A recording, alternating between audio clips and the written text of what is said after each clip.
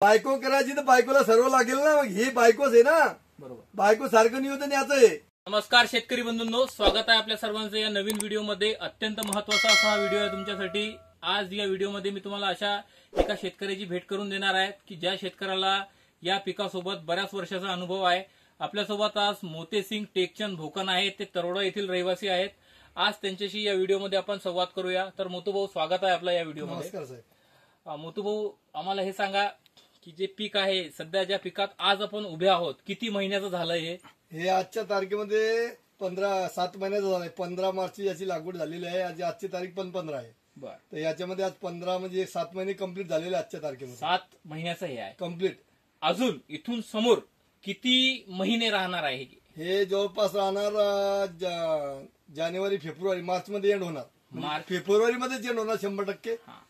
म्हणजे ज्याला कोणाला केळी घ्यायचं असेल त्याला जवळपास 1 वर्ष, हो, मिनिमम 1 वर्ष. बरोबर. राईट. त्याच्याकडे चांगलं पाणी बी असलं हो पाहिजे. हो, पाणी असं नाहीये की बस 6 महिने नाही, 7 महिने नाही, पाणी नाही, पुरवलं नंतर पाणी राहणार याला नाही. कमीत कमी रेग्युलर 4 तास पाणी तरी लागेल. 4 तास तरी पाणी पर डे 4 तास पर डे. यावर्षी एवढा पावसाळा आहे, एवढा ओलावा होता जमिनीमध्ये, प्रत्येक पिकावर या पाण्याचा प्रादुर्भाव आपल्याला पाहायला मिळाला. 100%. पण केळीवर तसा काही परिणाम नाही, झाला झालेला नाही. ठीक आहे. म्हणजे केळीला पाणी किती असलं तर चालते. बरोबर आहे. आता तुम्ही आम्हाला हे सांगा की आपण जे लावलेलं आहे हे बेनं होतं की टिश्यू कल्चरच्या मधून घेतलेलं हे आपलं जे लावलं आपण हे 5व्या वेळेचं बेन आहे. 6व्या वेळेस आपल्या शेतामध्ये आहे. 6व्या वेळेच आहे. 6व्या वेळचं म्हणजे नेमकं 6व्या वेळचा म्हणजे नेमकं कसं आहे, म्हणजे काय 6व्या वेळचा आहे म्हणून राहिलं म्हणजे काय आहे म्हणजे जर रोप असते ना, समजा रोपाचं घालचं लोक 1 2 3 लोक 1 2 घेतात. बरं, तिसरं चौथं कोणी घेत नाही समजा शक्यतोवर. बरोबर.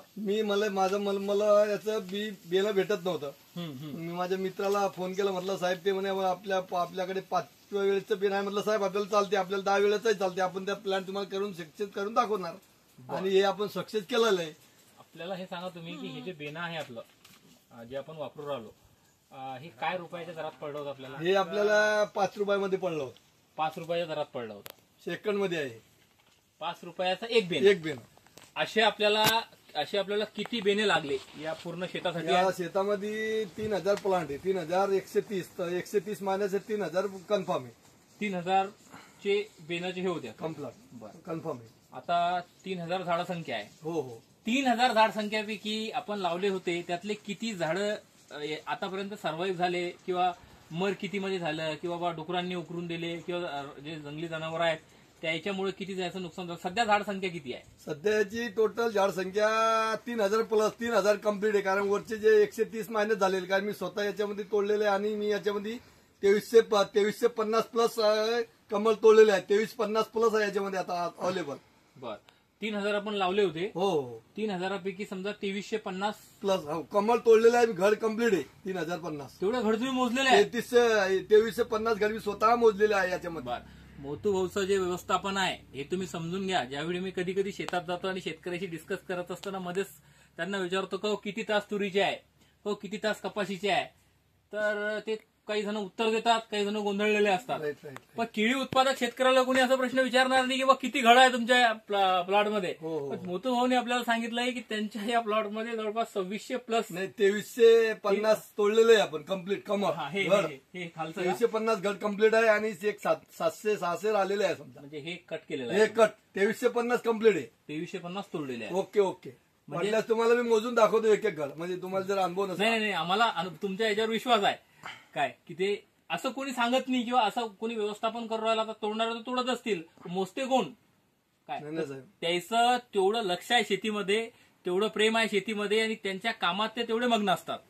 त्याच्यानंतर तुमच्याकडून आपल्याला हे जाणून घ्यायचं आहे की 1 वर्ष हे पीक शेतात राहते. बरोबर. या 1 वर्षाच्या कालावधीमध्ये जे आपण 50 किलोची बॅग आणतो मार्केटमधून खताची, बरोबर, किती वेळा याला त्या बॅगचं खत द्यावं लागते? 50 किलोचं जी बॅग आहे त्यात किती वेळा द्यावं लागतं? म्हणजे 1 डोस 2 डोस 3 डोस अशा प्रमाणामध्ये. आता मी काय केलेलं आहे, मी स्वतः याच्या 15 म्हणजे जेव्हा आपण नांगरटी केलेली होती ना, 1 महिना वाळू दिला. नांगरटी केल्यानंतर आपण याच्यामध्ये 25 बॅग फॉस्फेट टाकलेले, प्युअर 25 बॅग. बरोबर. थांबा, तिथं एक आता आपण सुरुवातपासून सुरू करू. त्यांनी बरोबर सुरुवातीला नेलाय आपल्याला की या शेतात अगोदर पीक कोणतं होतं? मार्चच्या कपाशी होती. बरोबर. किती एकर क्षेत्र आहे ज्यात केळी लावलेला आहे? इथं आहे 2.25 एकर क्षेत्र आहे. 2.25 एकर क्षेत्र आहे. 2.25 एकरात आपला कापूस होता. हो. कापूस काढल्यानंतर पुढे आपल्याला केळी लावायची आहे, हे तुमचं डिसिजन कधी झालं? म्हणजे कापूस निघाल्यानंतर निर्णय झाला की पूर्वीच तुमचा निर्णय? नाही, माझा निर्णय पहिलेच होता. मी मागच्या वर्षी लावणार होतो, पण पाणी नसल्यामुळे मी माझं काही लागण नियोजन झाले नाही. बरं. त्याच्यामुळे मी काही ते लागवण केलेले. नंतर कपाशी काढल्यानंतर माझी इच्छा होती की बा मी केळीचं प्लॅन आता मी स्वतःच दिलं, त्याचा विशेष नाही ना. बरं, ठीक आहे. मग जमीन कशी तयार केली आपण केळी लागवड करणार? जमीन आपली पहिली होती साहेब कापूस काढल्यानंतर आपण त्याची कपाशी उपटली. उपटल्यानंतर त्याची नांगरटी केली, 3 फाळ नांगरटी केल्यानंतर त्याला 1 महिना वाळू दिलं मी, कमीत कमी 1 महिना. कारण त्याचे बॅक्टेरिया हे जे असते ना, कारण टेम्परेचर मध्ये लो होत आहे. 0 टेम्परेचर असला समजा 42, 20 म्हणजे 25-26 टेम्परेचर मध्ये ते किटाणू त्याच्यामध्ये रास्ता आहे ना. जमीन तापल्यानंतर आपली, कारण हे जमीन हे 1 वर्ष पाणी खाणारी जमीन आहे. 1 वर्ष सतत पाणी राहणार. येतात 1 वर्ष कमीत कमी याच्यामध्ये पाणी चालणार आहे. 1 वर्षामध्ये जमिनीची पोत बी राहायला पाहिजे ना. जर वलामध्ये जर केलं तर बुरशीजन्य रोग, पडदव कोणता आळी किंवा काही प्रॉब्लेम येऊ शकतो. वाढल्यानंतर का ते 1-2 म्हणजे सतत याला म्हणजे याच्यामध्ये 10 महिने पाणी चालणार ना साहेब. सतत 10 ते 11 महिने सतत पाणी याच्यामध्ये चालणार. पाणी चालल्यानंतर याचं ते झाडाने आपटेक पण करायला पाहिजे ना. त्याचं म्हणणं असं आहे की तुम्हाला आता केळी लागवड करायची आहे, तर केळी लागवड करण्यासाठी पहिला पीक काढल्यानंतर जवळपास 1 महिना तरी त्या जमिनीला चांगलं तपू द्यायचं आहे. त्याच्यामध्ये जे रोग क्रिएट करणारे किंवा जनरेट करणारे जे काही ऑर्गॅनिझम आहेत त्यांचा पूर्णपणे नायनाट झाला पाहिजे. कारण की कोणतेही ऑर्गॅनिझम ऍक्टिव्ह होतात ज्यावेळी त्यांना पाणी मिळते, ओलावा मिळते. मग आता या पिकाला 10 महिन्यापर्यंत पाणी दिलं जाणार आहे. तर अशामध्ये जर जमिनीमध्ये पूर्वनियोजित किंवा पहिल्यापासूनच बुरशी असली, सॉइल बोर्न डिसीज ज्याला आपण म्हणतो, तर आपल्या पिकाला त्याच्यापासून धोका भेटू शकते किंवा नुकसान होऊ शकते. मग त्याचं नियोजनाची सुरुवात अशी होते की 1 महिना तुम्हाला जमीन तपू द्यायची. हो 100 महिना. तुम्ही 1 महिना जमीन तपू दिली, नंतर पुढची काय कारवाई केली? 1 महिन्यात जमीनंतर केल्या, मग नंतर मी रोटावेटर केलंय 1 महिन्यानंतर. 1 महिन्यानंतर आपण रोटावेटर 31 दिवसात म्हणजे 1 तारखेला म्हणजे 1 मार्चला म्हणजे 15 मार्चला आपण रोटावेटर केलंय, 14 मार्चला आणि 15ला आपण कोंबड्यात सरी काढली, म्हणजे सरी काढलेली आपण. बेड पद्धत नाही, सरी काढल्यानंतर आपण मग त्याचं बेना, याच्यामध्ये बेना आणलाय 31 ते 30 प्लांट होते याच्यामध्ये. 31 ते 30 ते आणल्यानंतर आपण बुरशीमध्ये आपण त्याला बुरशीनाशकमध्ये किती वेळ ठेवलो त्याला? M45 कमीत कमी 5 मिनिटं. 5 मिनिटं M45 वापरलं होतं. बेनामध्ये टाकायचं बुरशी पाण्यामध्ये. माझ्याकडे 200 लिटरचं ड्राम होतं, मी त्याच्यात 200 लिटर पाणी टाकलं होतं आणि त्याच्यामध्ये 1 अर्धा किलो बुरशीनाशक टाकलं होतं. जसं प्लांट टाकत म्हणजे मी 1 टाकत होतो आणि 1 कस्टमर म्हणजे एक जण टाकत होतं, 1 जण काढत होतो. 1 टाकत होतो, 1 काढत होतो. कारण त्याच्यामुळे काय बुरशी लागल्या, जर आपण ते बुरशी पाण्यामध्ये धुतल्यानंतर या झाडाला कमीत कमी 1 महिना बुरशी लागत नाही. काय असते बघा, हे बेनं कुठून ना कुठून शेतातून आलेलं आहे, बरोबर आहे, जमिनीतून ते काढलेलं आहे. 10 महिने पाणी कंटिन्यू त्या जमिनीला मिळत आहे. अशा याच्यामध्ये जे जमिनीत जी बुरशी राहते किंवा फंगस असते, ते फंगस त्या बेण्यामध्ये सुद्धा ट्रान्सफर करते. 2 प्रकारचे फंगस असतात. सॉइल बोर्न म्हणजे रोग 2 प्रकारचे आहेत पिकांना जे लागू पडतात. एक आहे सॉइल बोर्न डिसीज, दुसरा आहे सीड बॉर्न डिसीज. तर बेण्यापासून सुद्धा रोग येऊन जनरेट होऊ शकते, शेतातून येऊ शकते बॅक्टेरिया. मग त्याच्यासाठी त्याची ट्रीटमेंट केलेली बरी असते. त्यांनी M45 मानकोझेब बुरशीनाशक 200 लिटर पाण्यामध्ये टाकलं होतं आपण आणि त्याच्यामध्ये 3130 प्लांट आपण त्याच्यामध्ये हे टाकून त्याची ती काढलेलं आहे. बर, मग आता हे जे आपलं जे आपण मार्किंग पाडली, हे किती बाय कितीचं अंतर आहे? 2 खोडातलं किती आहे? 5 बाय 5 कम्प्लीट 5 बाय 1 इंच कमी नाही, 1 इंच जास्त नाही. बरं, तरोड्यामध्ये म्हणा किंवा तुमच्या संपर्कातले जे शेतकरी आहेत, हे शेतात लागवड करत असताना किती बाय कितीचं अंतर ठेवत असतात? साहेब कोणी काय करतं, कोणी 3 बाय 4 लावता, कोणी 4 बाय 4 लावता, कोणी 4 बाय 3.5 लावता, कोणी पट्टा पद्धत लावता. ज्याला जसं आवडलं तसं तो त्याच्या पर्यायाने लावत असतो, कारण त्याची मेहनत पण व्हायला पाहिजे ना. तुमचा जो अनुभव आहे, आतापर्यंत तुम्ही बऱ्याच वर्षी केळी घेतलेली आहे, बरोबर? घेतलेली आहे. कोणत्या पद्धतीनं किंवा कोणत्या अंतरानं जर आपण केळी लावली तर उत्पादन चांगलं बसू शकते. उत्पादन तर मेहनतवरच बसणार. तरी सुरुवात आपली अंतरापासून आहे. तू बेस्ट अंतर कोणता आहे?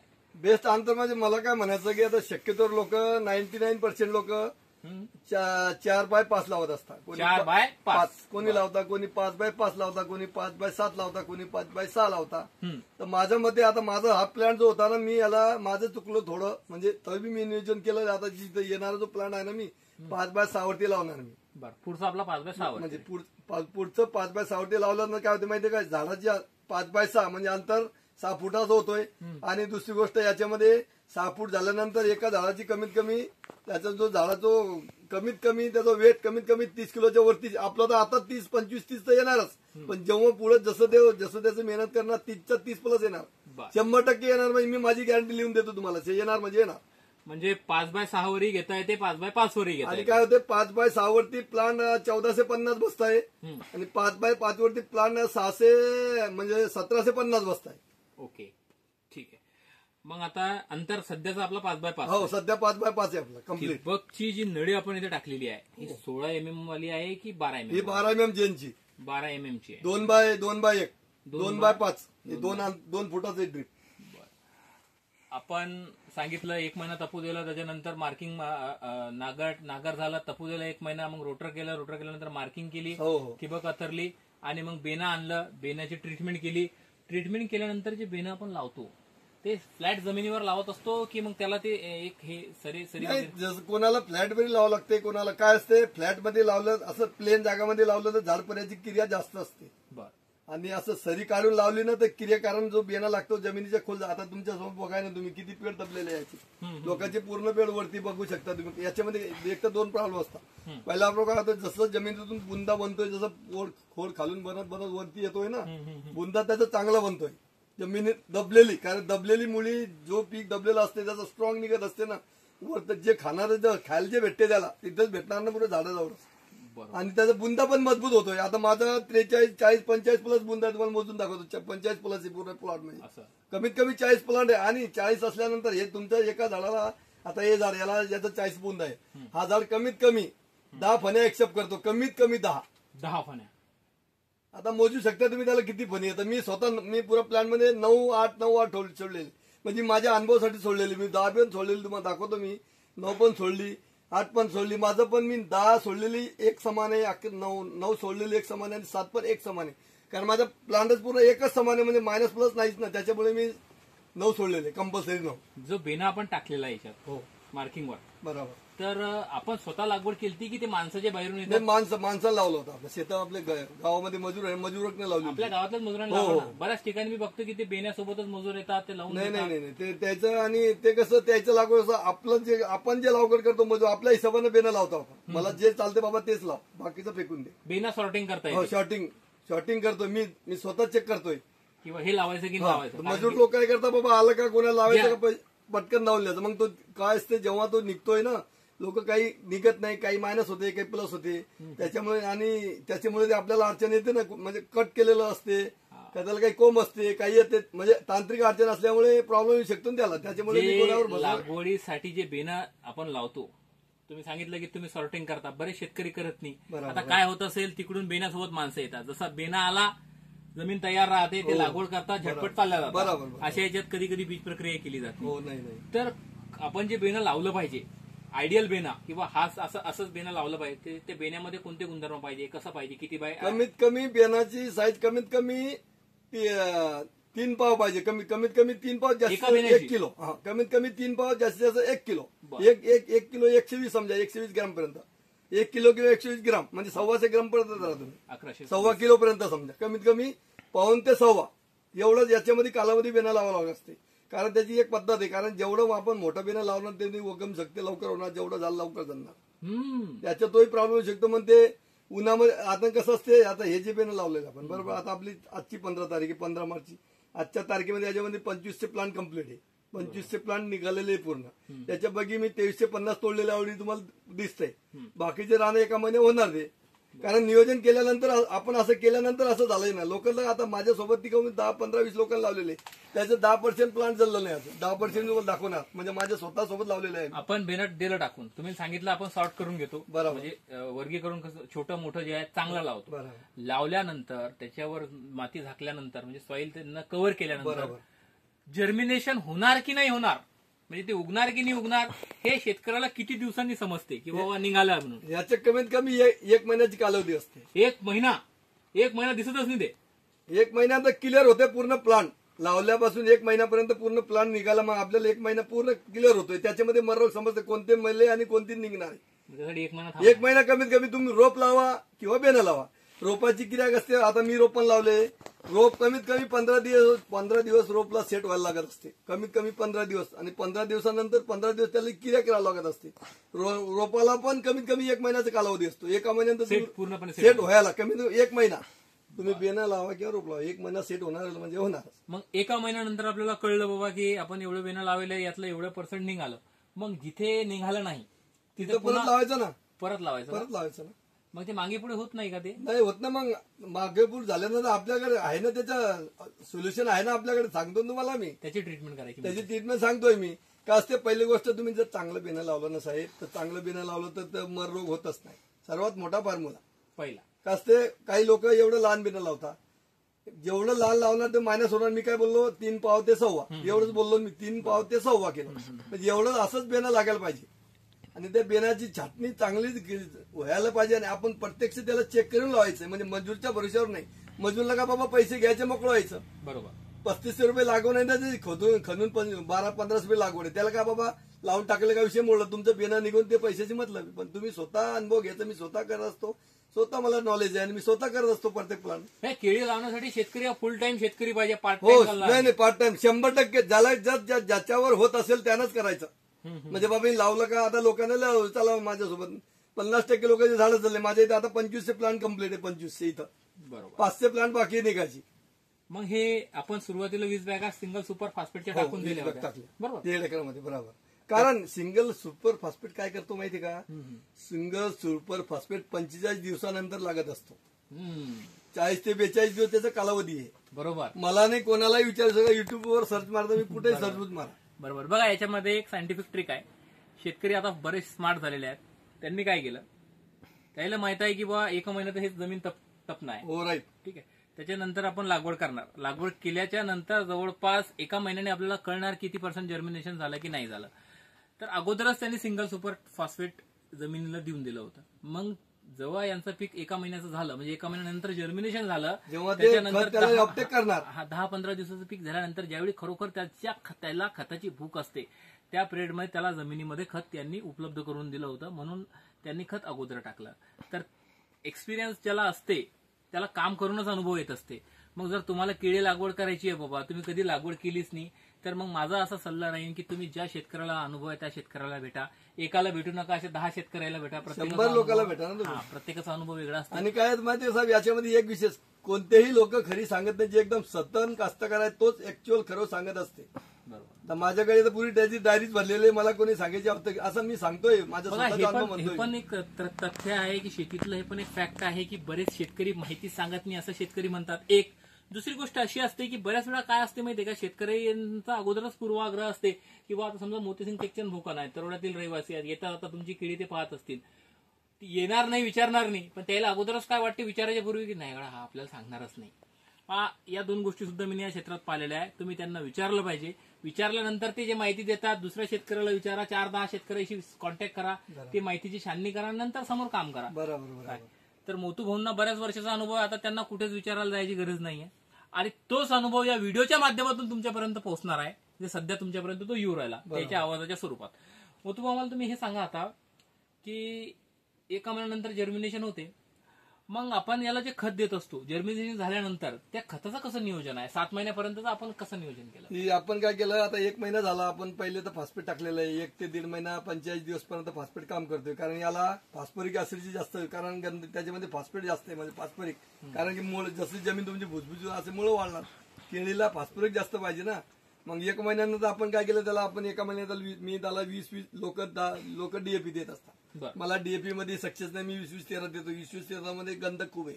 केळीला गंधकची आवश्यकता असते आणि जमिनीला पण गंधकची आवश्यकता असते. सल्फर आहे, सल्फर जास्त, म्हणजे केळीला जास्तीत जास्त लोक डीएपी टाकतात. जसं प्लांट आहे तसं मला आवडते. मी हे 20-13 देतो. 20-13 दिला मी याला, म्हणजे याला दिलेलं मी 3000 प्लांट, याला 6 बॅग दिलेले. त्याच्यामध्ये 20-13 4 दिलेले, 2 युरिया दिलेले पहिल्या डोसला. लक्ष द्या काय म्हणताय ते. 1.5 एकराला 4 बॅगा 20-20-013 दिल्या, 2 बॅगा त्यांनी युरियाच्या 45 किलो, म्हणजे 90 किलो युरिया दिलेला. 90 किलो युरिया, म्हणजे 2 बॅग मध्ये 45 किलो बरोबर, म्हणजे तेवढं प्लांट मध्ये येतोय बरोबर. म्हणजे त्याच्यामध्ये रेशिओ असा आहे की 90 किलोला 40 किलो नेट नत्र पिकाला त्यांनी दिलाय. कारण नायट्रोजन युरियामध्ये याच्यामध्ये कारण भेटणार, आणि 20-13 मध्ये नायट्रोजन कमी असतो ना, त्याच्यामुळे एक्सेप्ट करत असते. त्याच्यामुळे त्याचे जे जमिनीला जे अपटेक करायचं त्याचं काम करतं आणि गिरोटपणा जास्त असते. नायट्रोजन मध्ये युरिया जर नाही दिलं तर थोडं पान पिवळं होत असतं. म्हणजे त्याच्यामुळे अडचण येते. युरिया द्यायलाच पाहिजे. कमीत कमी 2 बॅगमध्ये 45 किलो 40 किलो, आता तर 40 किलोची बॅग येते ना. 40 किलो एका क्विंटलला 40 किलो काही मायनस एकदम झिरो मध्ये येतोय ना. एका झाडाला किती येणार ते, आणि एकरी 3 बॅग लागणार. म्हणजे 1002 बॅग दिलेले आहे मी. 1002च लागणार. दुसरा डोस कधी दिला? पहिला डोस टाकायचे किती दिवसांनी दिला? दुसरा डोस मी याचा दिलं होतं म्हणजे मार्च एप्रिल मे जूनला दिलं होतं दुसरा डोस. जूनला. बरं. त्याच्यात कोणत्या बॅगा घेतल्या होत्या? किती बॅगा? आपण साहेब याच्यामध्ये फक्त आपण याला पूर्ण फर्टिलायझर केलेलं या वर्षी. म्हणजे माझ्या प्लांटला एकच आपण 20-13 एक डोस दिलेला आहे आणि एक फॉस्फेट. नाती मी पूर्ण फर्टिलायझर दिलेलं आहे. पहिले दिलेलं आहे मी त्याला 19-19 ठिबक मध्ये. नंतर दिलं मी त्याला 13-13. किती दिवसांनी? 1 महिन्यानं. म्हणजे मी 25 किलोची बॅग आणतो, दर 5व्या दिवशी सोडत असतो मी. म्हणजे पहिली 25 किलोची बॅग आपण 3/19 ची दिली, 5-5 दिवसांना देत हो, राहतो. 1 महिना बरोबर. त्याच्यानंतर दुसरा 20 त्याला नंतर 13-13 ते बी 5-5 किलो. हो, ते बी दिलं मी. बरं. मग नंतर तिसरं अजून मला बुंदा व्हायसाठी परत माझून तेच दिलंय मी. 13-13. हो. याचा जो बुंदा आहे त्याची साईज चांगली राहण्यासाठी, मजबूत राहण्यासाठी त्यांनी पुन्हा तेच दिलं. बर. नंतर आपण याला दिलेलं आहे आणि त्या खता आपण याला ते बुंदा स्पेशल सोडलेलं आहे. बुंदा न्यूट्रॉनची बुंदा स्पेशल. नंतर जून मध्ये आपण नंतर आता पाणी पडलं. जून नंतर आपण याला अजून 20-13 प्लस युरिया त्याच्यामध्ये आपण दिलेला आहे. झिंक दिलेला आहे, बोराम दिलेलं आहे, कॅल्शियम नायट्रेट जे मतलब भेसळ जे असते ते 5-5 kilo, 5 kilo zinc, 5 kilo boron, 10 kilo calcium nitrate असं करून आपण त्याच्या मिक्स करून त्याच्यामध्ये दिलेलं आहे. ठिबक मधूनच. म्हणजे ऑलरेडी ते बॅगच येते तेच दिलेलं आहे. त्याच्यामध्ये त्यांनी ते मिक्स मायक्रोन्यूट्रिएंट्स आहे ते सुद्धा. आता फर्टिलायझर दिलेलं मी याला. फक्त 2च डोस दिलेले मी. आता फर्टिलायझर सुरू आहे माझं कम्प्लीट. हा, म्हणजे सॉइल अप्लिकेशन जे आहे हे 2च वेळा केल्या गेले. एकदा सिंगल सुपर फॉस्फेटचं केलं, एकदा 20-20-0-13 अधिक युरिया केला. त्याच्यानंतर फर्टिगेशन जे आहे म्हणजे 100% फर्टिगेशन केलेलं आहे. हा, ठिबकच्या नळ्यांच्या माध्यमातून विद्राव्य खते त्यांनी दिलेले आहे. बरं. त्याच्यानंतर आता जवळपास सध्या रिसेंट मध्ये आज आपण उभे आहोत, या हप्त्यामध्ये काय दिलं होतं आपण याला? रिसेंटली काही दिलं? मी हप्त्याला आताच का आता 1-4 दिवस झालेले मी होतं ना माझ्याकडे ते. आता याची जनन सुरू होती. जनल्यानंतर म्हणजे 7व्या महिन्यामध्ये 5व्या मध्ये जनन सुरू झाली. 5व्या नंतर सांगतो तुम्हाला. 5व्या महिन्यामध्ये मला एक खोड दिसलं. मला एक खोड दिसल्यानंतर मी याला काय केलं, मी याला 0-30-32 5व्या महिन्यानंतर 0-30-32 याला 10 किलो दिलाय. 10 ठिबक मधून. हो. आपण ज्यावेळी ठिबक मधून सोडतोय त्यावेळी किती लिटर पाण्यामध्ये असं पाणी करत असतो आपण? आता कसं असते, आता मी तर डायरेक्ट व्हेंचुरी बसवलेली आहे. हा, त्यांच्याकडे व्हेंचुरी आहे. म्हणजे व्हेंचुरी बसवली म्हणजे डायरेक्ट 2 मिनिटात सोडलं. 1000 लिटर पाण्याद्वारे येणार ना ते. 1000. नाही, ते जे पाण्यात कालवतो ना आपण, बरेच शेतकरी काय करतात, ते 50 लिटरचा हे घेतात, काय म्हणतो त्याला, तो डाला. हो, ते फायबरचा डाल. हा, फायबरचा डाला घेतात, त्याच्यात टाकून देतात आणि ते सोडून देतात. आपल्या मोटरचा जे पंप असते, बॅटरी पंप, त्याच्या वाटे. ती पद्धत योग्य नाहीये. नाही साहेब, ती पद्धत योग्य का नाही, कारण की त्याला त्याच्यामध्ये ताकद जास्त. व्हेंचुरी कसं डायरेक्ट 1000 लिटर पाण्यात येऊन राहिलं ना ते. आपण इथं सोडता येतं 1-15 लिटर, कारण तिथून येणार स्पीड मध्ये येणार ते. जेवढं येणार तेवढं पुरं 100% इथे येणार नाही ते. कारण प्रत्येक झाडाला मिळणार ते प्रत्येक झाडाला भेटणार. हे पण भेटणार, पण याची साधा पंपाची स्पीड आणि व्हेंचुरीची स्पीड लय फरक असतो ना साहेब. म्हणजे तो मी आता काय करतो, एक मला सोडायला जास्तीत जास्त 2 मिनिटं लागतात याला. म्हणजे मी 10 किलो सोडतोय, म्हणजे एक बॅग सोडायला 2-5 मिनिटं लागतात मला. कमीत कमी 5 मिनिटांमध्ये माझ्याकडे एक 50 किलोची बॉटल असं ड्रेम आहे, त्यामध्ये टाकतोय मी आणि व्हेंचुरी टाकली, व्हेंचुरीमध्ये लगेच जातोय. 5 मिनिटांमध्ये तुम्ही इथून मोकळा. ओके. हे झालं समजा आपल्या खताचं.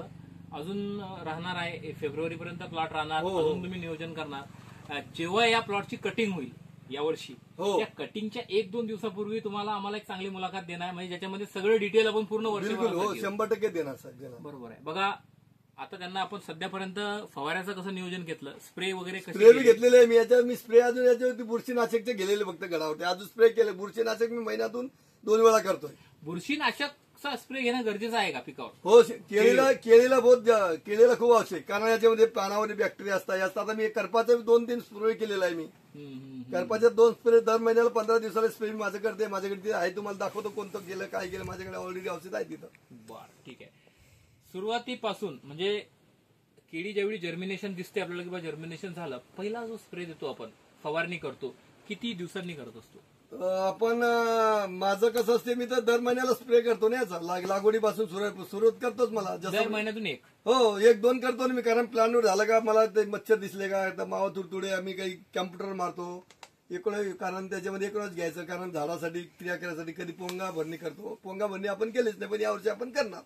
बर, म्हणजे दर महिन्यातून 2 फवारणी घेणं गरज गरजेचं आहे. पाहिजे. कोणतंही घ्या तुम्ही अँटीबायोटिक, म्हणजे साधं बी घेतलं चालते, पण कारण घ्या. पण कधी झाडाला अपटेक करा, कारण झाडाची क्रिया थांबत असते ना. का आपण काय करतो, टेम्परेचर खूप असतो जो वरचं, कारण बेनं निघायला खूप तकलीफ असते. पेनाचं जे निघते ना साहेब, बेनाचं जे पोंगा रट निघत असते, रोपाचं रट निघत नाही. आता रोपमध्ये मला दर 15 दिवशी त्याच्यामध्ये स्प्रे करावं, कारण अळी जास्त तयार होती त्याच्यामध्ये रोपमध्ये, कारण ते टिश्यू कल्चर. हा ते काय असते माहिती का, ते डायरेक्ट 0 मधून येते आणि एकदम टेम्परेचर मध्ये येतोय, ट्रेस मध्ये येते, आणि बियाणं ऑलरेडी कंदच असते डायरेक्ट, स्ट्रेस मधूनच आलेलं असते, जमिनीमधूनच. ते ऑलरेडी जमीनमध्ये त्याची 9 महिने क्रिया झालेली असते ना साहेब, जमिनीतून जमीन बदलते, फक्त चेंज करावं लागते, तेवढंच फरक आहे. बरं, ठीक आहे. आता आम्हाला तुम्ही हे सांगा, आता तुमच्या प्लॉटमध्ये मी हिंडलोय बघा, सध्या मी ज्यावेळी शेतात आलो ना, त्यांना कॉल पण नाही केला, माझा मोबाईल बी सोबत नाही आहे. कंपनीचे एम्प्लॉई इकडे राऊंडवर होते, ते सहर्ष बायोफर्ट इंडिया प्रायव्हेट लिमिटेड या कंपनीमध्ये काम करतात. ते इकडे राऊंडवर होते, त्यांच्यासोबत आलो. माझा मोबाईल जो आहे तो घरीच आहे, म्हणजे चार्जिंगला आहे, आणि त्यांना फोन केला नाही की मी येऊन आलो म्हणून. इकडे आम्ही आलो, ते शेतात होते. शेतात त्याचे 10-12 मजूर आहेत, तिकडे मक्का जमा करणं सुरू आहे. मक्का जमा करायचं काम चालू आहे. जर दुसरा एखादा शेतकरी असता तर कदाचित त्यांना वेळ दिला नसता. ते स्वतः काम करत होते शेतात, पण आम्ही आलो म्हणून ते ना आले, आम्हाला प्लॉट दाखवला. मग म्हणलं बा थोडी तुमचा आम्ही अनुभव शेतकऱ्यासाठी शेअर करू. त्यालाही त्याने होकार दिला. प्लॉटमध्ये फिरत असताना मी एक गोष्ट ऑब्झर्व केली, कुठंच तण नाहीये. हा सर, सर्वात मोठा फॉर्म्युला तण, ते तर मॅनेज केलं. तण फ्री कसं ठेवलं याला? तण फ्री साहेब असं केलं मी, तर याला दर महिन्यामध्ये माझं वखरणी हे माझं सुरू असते, कारण मला गवत तर चालत नाही ना. गवत आता तर मोठं झालं ना, आता तर वखर चालणार नाही. आता तर कामच नाही. एकदा तुमचं प्लांट 5-6 महिन्याचं झालं, एकदा याच्यामध्ये सावली आली का याच्यामध्ये गवत होणारच नाही ना. फक्त सुरू तर 2-3 4 महिने पाणी पडत, तुम्हाला नियोजन धनाचं करावं लागेल ना. ते छोटं ट्रॅक्टर आलेलं आहे आता केळीमधून. नाही साहेब, छोटं ट्रॅक्टर केळीला एक्सेप्ट नाही, आणि मी माझ्या केळीला वाईच नाही आणलेली. पहिली गोष्ट, वाईज आणलीच नाही मी, लावली एक बी वाई नाही, फक्त मी केळी वळली फक्त लाईन, म्हणजे मी वाई आणलेली नाही प्लांट मध्ये, बिना वाईचा प्लांट आहे आपला. मग हे तणनाशकचं कसं केलं आपण नियोजन? वाही जर घेतली नाही आपण, नाही साहेब, याच्यामध्ये आपण निंदन केले ना, 2-3 निंदन केली ना आपण त्याच्यामध्ये. किती वेळा ओढलं याला आपण? एकच वेळा, बस ओनली एक वेळा ओढलं, आणि 2-4-5 वेळा 3 वेळा त्याची निंदन केली, दर महिन्याला एक. म्हणजे काय झालं माहिती का, मार्च मध्ये लावले आपण, मार्च मध्ये गवत झालंच नाही. मार्च ते एप्रिल, 15 एप्रिल, बरोबर. 15 एप्रिलला एक निंदन केली, मग 15 ते 15 मे आणि 15 जून 3 निंदन झालेले याची. याला एक 10 मजूर लागलेले आहे. 3 वेळा 10 30 मजूर लागलेले याला. 30 मजुरामध्ये आपण आज केळी 200 रुपये रोजानं 30चे मजूर याच्यामध्ये लागलेले आहे. बस 30 मजूर तणमुक्त. बरं, हे बघा, विषय समजून घ्या.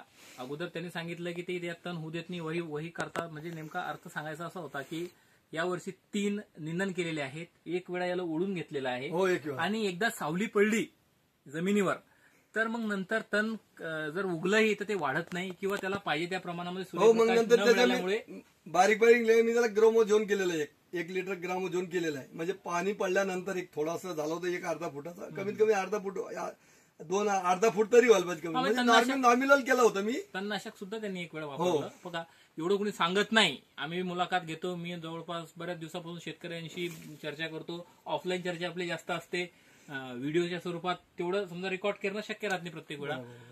एवढं सांगत नाही कोणी, जेवढं मोतूभाऊ आपल्याला आज सांगू राहिले. म्हणजे टाइम, वेळही देऊ राहिले आणि अॅक्युरेट माहिती तुमच्यापर्यंत देऊ राहिले. मोतूभाऊ, आता तण आपण कसं फ्री ठेवलं ते सांगितलं. आम्हाला एक पाण्याचं सांगा तुम्ही, की जसं डेली आपण आल्याला पाणी देतोय, किती वेळ मोटर चालू असते आपली? नाही, याच्यामध्ये कसं असते, आता लहान प्लांट आहे, लहान प्लांट जतलोक तुमचं तुम्ही बेनं लावसान तोपर्यंत तुमचं बेनं कमीत कमी 8 दिवस तुम्हाला रेग्युलर पाणी द्यावं लागेल. 8 दिवस ठेवायचं, 8 दिवस बंद, असं याचं प्लॅनिंग असते. कमी 8 दिवस कमी त्याचं वाळ पण पाहिजे ना. आता मी 15 दिवसापासून मोटर बंद, आजच मोटर सुरू. आता याच्यामध्ये रेग्युलर 8 दिवस मोटर चालणार, 4 दिवस म्हणजे 8 दिवस रेग्युलर चालणार, दोन्ही पद्धत. 1 दिवस इथं, 1 दिवस असं रेग्युलर 8 दिवस चालायची, नंतर अजून अर्धा दिवस बंद ठेवायची, वाफ होऊ द्यायची, वापसा व्हायला पाहिजे ना. आता इथं पूर्ण 100% भेगा पडलेल्या आहे ना, आता तिकडे दाखवतो तुम्हाला मी. कारण काय असते, जेव्हा आता एक भेगा पडल्यानंतर जमीन अपटेक करायला पाहिजे, पाण्यामुळे अपटेक करत नाही ना. जसं वळणार तसं अपटेक करणार. आपण जे अन्न देणार ना खायला, तर अपटेक झाल्यानंतर, वाफ झाल्यानंतर वळणार ना, ते पाण्यामध्ये थोडी वळणार आहे. बरोबर बरोबर बरोबर. कमीत कमी 8 दिवस गॅप द्यावा लागेल याला. कमीत कमी 8 दिवस बियाणं लावा, रोप लावा, काही लावा. 8 दिवस पाणी, 8 दिवस गॅप, 8 दिवस पाणी, 8 दिवस गॅप, असंच त्याचं शेड्यूल असते. मागच्या वर्षी केळीला मिळणारे जे भाव होते ते एकदम उच्चांकी चालले गेले. हो साहेब, ते तर त्याचं रेकॉर्ड ब्रेक होतं ना. लास्ट यावर्षी माझी स्वतःची अशी इच्छा आहे का बाबा मला याच्यामध्ये 600 रुपये बी भेटले तर माझं म्हणजे कमीत कमी माझा एक स्वतःचा अनुभव आहे की मी 600 रुपये दरानं बी लावलेले तरी माझं मन समाधान आहे. बरं, तो एक मला एक समजते की लोकांना साहेब मला समाधान आहे ना. मी 600 मध्ये घुस आहे. 600 मध्ये झालं साहेब तरी माझं 200चं झाड होतंय. 150 झालं तर 3 दिवस 5 लाख तरी मला येणार आहे. माझी गॅरंटीच आहे. माझा स्वतःचा अनुभव. मी जास्त पडायला सांगत ते नशीब भाग्य पण कमीत कमी म्हणतोय मी. बरं, हे सगळ्यात महत्वाचा भाग आहे. कारण की शेवटी आर्थिक अर्थ जे मिळणार, पैसे जे येणार आपल्या हातात, केळी शेतकऱ्याला केव्हा परवडते, कमीत कमी काय दर मिळाला पाहिजे केळीला? कमीत कमी 500, कमीत कमी 600 रुपयामध्ये मला परवडते. लोकांना परवडते, मला माहित नाही. मला 600 मध्ये परवडलं. तुमची मेहनत करावं लागत, तुमची रात बसली. आता समजा कमीत कमी आपली 20ची वरच रात बसली. 20च धरा तुम्ही. 20 किलोचा झाड जर 600 भाव करा, किती पैसे होणार? तुम्ही जास्त माल 120 रुपये होणार. एका झाडाची प्राइस 120 रुपये होणार. आपले 3000 प्लांट आहे, किती पैसे होणार? 4.5 लाख रुपये ऑलरेडी उराले साहेब. म्हणजे माझा एक कमीत कमी सांगतोय, जास्त भेटणारच ना. कमीत कमी अंदाज आहे माझा. कमीत कमी म्हणजे 1.5 एकरामध्ये 4.5 लाख रुपये कोण देणार तुम्हाला? मला सांगा ना तुम्ही. 150 रुपयाचं झाड धरलं तरी 4.5 लाख रुपये याची होणार, मला माहिती आहे ना. बरेच शेतकऱ्यांशी मी यावर्षी ऐकलंय, कारण की मी ज्या एरियात राहतो तेवढे केळी उत्पादक शेतकरी तिथे राहत नाही. आता केळीचा लागवडीकडे कल वाढला शेतकऱ्याचा, किंवा ऍटलिस्ट 1000चा तरी भाव आला पाहिजे म्हणतात ते. त्यावेळी आपल्याला केळी परवडेल. मागच्या वर्षी जे भाव होते हे 2300, 2400, 2500-2600 होणार. 2500-2600 रुपयापर्यंत गेले होते. सध्या भाव कमी आहे, परंतु ही जी केळी निघणार आहे ती उन्हाळ्याच्या पिरियडमध्ये निघणार आहे. हो, याचं डिसेंबर जानेवारीला याची कटन होणार, तेव्हा तुम्हाला पण बोलवणार मी. तेव्हा त्याचं मग पोझिशन पाहा. आता काहीच नाहीये. बरोबर. आणि दुसरी गोष्ट साहेब, मला हे पहा, 600 रुपये म्हणजे खूप. मला मी समाधान आहे. 600 मध्ये मी समाधान खूप आहे. मला 600 रुपये खूप झाले. माझ्या मत ते जास्त येणार, पण कमीत कमी अंदाज म्हणतो मी. असं थोडी असते की 600 मध्ये जाणार. एक कटन कधी कमीत कमी अंदाज म्हणतो आपण. कधी 800 मध्ये जाणार, कधी 1000 मध्ये जाणार, 1200 मध्ये जाणार. त्याची सरासरी 700-800 परत येते पूर्ण बाग कटेपर्यंत. अशी सरासरी त्याची काढावं लागत असते. ओके. लोक वन टाइम 2000चे भाव धरतात. One time. मी आता वन टाइम 2000 धरले. माझे प्लांट किती 15-14 लाख होणार ना माझे तर. बरोबर. कारण 200 रुपये 300 रुपये झाड पडणार. 3-9 10-12 लाख माझे होणार. पण नाही, मी 150 रुपये झाड धरलेलं आहे. कमीत कमी माझा बरं स्वतःचा विषय. तयारी करत असताना, म्हणजे परीक्षेची तयारी करत असताना आपल्या समोर जे टार्गेट राहते त्यांनी मिनिमम टार्गेट ठेवलेलं आहे की 600 रुपयाचा दर आला तर ते समाधानी राहते. 150 रुपये झाड प्रति मी स्वतः समाधान आहे. म्हणजे त्या हिशोबाने ते नियोजन करणार. हा, तुम्ही तुमच्या पिकाचं उदाहरणार्थ कॉटनचं नियोजन तुम्ही 10,000चे दर मिळणार असं समजून करसाल तर तुम्ही त्याला बरंच खर्च शेती हो साहेब, बायको करायची तर बायकोला सर्व लागेल ना. मग ही बायकोच आहे ना. बरोबर. बायको सारखं नियोजन याचं आहे. बायकोचं तरी चुकते पण याचं चुकत नसते. बायको कसा रेग्युलर असते, कारण याला कमी भेटला तर नंतर निस्वतात ना आपल्याला अडचण येऊ शकते ना. बरोबर. माझं ट्रीटमेंट चुकत नसते. मी जे बोलतो माझं ऑनलाईन बोलतो असतो मी. आता तुमच्यासमोर पूर्ण प्लांट बघू शकता तुम्ही टोटल. आणि दुसरं आपले झाड सेम झाड आहे पूर्ण. विशेष म्हणजे पूर्ण फॉर्म्युला झाड पूर्ण सेम आपले बघू शकता तुम्ही. दाखवा पूर्ण टोटल. तुम्हाला एक बी झाड याच्यामध्ये मायनस प्लस दिसणार नाही. कोणतंही झाड पहा तुम्ही, सेमच झाड दिसणार. कोणतंही कॅमेरा राऊंड करून घ्या एकदा. असं करून घ्या तुम्ही. पूर्ण प्लांट पाहून घ्या. प्रत्येक झाड तुम्हाला सारखे वाटणार. कमी जास्त भेटणारच नाही साहेब, कारण नाहीच नाही त्याच्यामध्ये. मेहनत आहे शेवटी. मेहनत म्हणजे आम्ही स्वतः तोडणी निघेली फण्याची, स्वतः तोडत असतो. बर, मजुरांवर किती डिपेंड राहावं लागतं याच्यात? म्हणजे जसं बघा की नाही, केळी म्हणजे मजुरावरच्या भरोशाचीच केळी नाही. स्वतः करावं लागेल तुम्हाला. तुम्ही जर स्वतः करत असेल तरच केळी लावा. कारण ते मजूर कसं असते बाबा, दिनजाव पैसा. दिनजाव पैसा मजुराचं असं असते. आता मी स्वतःच प्लॅन करत असतो. मी स्वतःच करतो सर्व. स्वतः बिल कापतो मी, स्वतः नियोजन करतो. माझं स्वतः असते. बर साहेब, आपल्याला म्हणजे भाऊ आपल्याला हे सांगा की मजुरांची गरज कोणत्या अवस्थेत, या पिकाच्या कोणत्या अवस्थेत आपल्याला असते? म्हणजे निंदायला लागतं बस तेव्हाच. निंदाच्या टायमालाच आवश्यकता. मग नंतर आवश्यकतेचे कामच नाही ना. मग तुम्ही 1-2 तास तर तुम्ही शत देऊ शकता ना. एक स्प्रे करू शकता, कोळपणी करू शकता. नाही, जास्त मजूर निंदायलाच पाहिजे आपल्याला. निंदालच. ठीक आहे. गवत कसं साहेब, रेग्युलर पाणी चालल्यामुळे गवत होणारच ना. आणि टायमाच्या पहिली गवत काढावं लागेल. नंतर जे दिवराला गवत खाऊ घेणार ना, मग झाडाला काय भेटणार? ते बी नियोजन करावं लागेल ना साहेब. बरोबर. शेतकरी बंधूंनो, आज आपल्यासोबत या व्हिडिओमध्ये मोतेसिंग टेकचंद भोकन आहेत. त्यांनी त्यांच्या केळी उत्पादना संबंधित अनुभव आपल्याशी शेअर केला. मी त्यांना काही प्रश्न विचारले, त्याचे त्यांनी उत्तर दिले. तुमचेही काही प्रश्न असतील तर कमेंट बॉक्समध्ये आम्हाला कमेंट करून नक्की सांगा. येणाऱ्या काही महिन्यानंतर मोतेसिंग टेकचंद भोकन यांचा एक अजून व्हिडिओ केळी या पिकासंदर्भात आपण तुम्हाला देणार आहोत. आज वेळात वेळ काढून ते काम करत होते शेतात. त्याचे 10-12-15 लेबर आहे तिकडे मक्का बांधणीचं काम चालू आहे. सुरू आहे ना मक्काची. तरी त्यांनी आपल्याला वेळ दिला. याच्याहूनच कळते की शेतीशी आणि शेतकऱ्याची त्यांना किती काळजी आहे. म्हणून मोतोभाऊ मी तुमचा खूप खूप आभारी आहे. धन्यवाद सर, धन्यवाद. तुम्ही आल्याबद्दल खूप खूप धन्यवाद. फार्मिंग ब्लॉग्स या युट्यूब चॅनलच्या वतीने मी त्यांचा आभारी आहे. आपण पुढच्या व्हिडिओमध्ये भेटूया. धन्यवाद. जय हिंद, जय महाराष्ट्र.